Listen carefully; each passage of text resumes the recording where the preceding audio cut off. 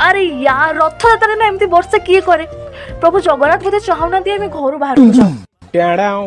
प्रथमे तो समस्त पवित्र रथ यात्रा अनेक अनेक शुभकामना आमर फास्ट मिनी ब्लॉग को वेलकम। आज सकाळु एमिति वर्षा है जे टोपी चा भी पीवा को मिललानी। हाँ मिललानी। देखो देखो सकाळ 10टा बाजिगला किंतु किंतु mother is always the great. रथ यात्रा स्पेशली मम्मी मो पे बनैथिले मोर फेवरेट गरम गरम गुलगुला और तरकारी आ देखो केड़े सुंदर भी देखा जाउची। चलो टेस्ट करबा।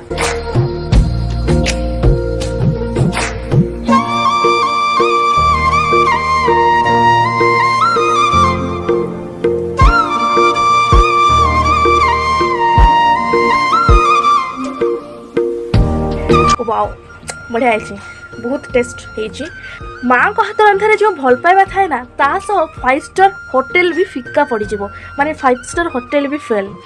आम फुलबाणी भी रथ यात्रा बहुत धूमधाम रे हुए। भाविलु जीवु हेले वर्षा बाबू को देखुन तो छता धरले भी उड़े नब। भल है करेन्ट टिके थिला तेणु आराम रे बसी टीवी रे प्रभु को दर्शन कर पारलो, नले तो वर्षा माटी रे गोटे पड़िबो कि नै करेन्ट वाला पूरा लाइन टा काटी देबे। जाहो भगवान को दयारु आज करेन्ट टा टिके अछि। ओ भक्ते कोटी ओडियार मौडमुनि आसुचंती सेनापत। A few moments later. TV देखो देखो केते बेले गोटे बाजी गला जना पड़लानी, पेटर तो मुसा लड़लानी। तेणु मु मम्मी और आई मिसी खाइबा को बसी गलु। आज लंच थिला गरम गरम भात मटर आलू तरकारी और स्पेशल जंगली छतु भजा। एटा कीड़ा छतु नुहे मो जंगली छतु, माने मम्मी नर्दी पटु खोजिकी आनथिले प्राकृतिक 3टा छतु।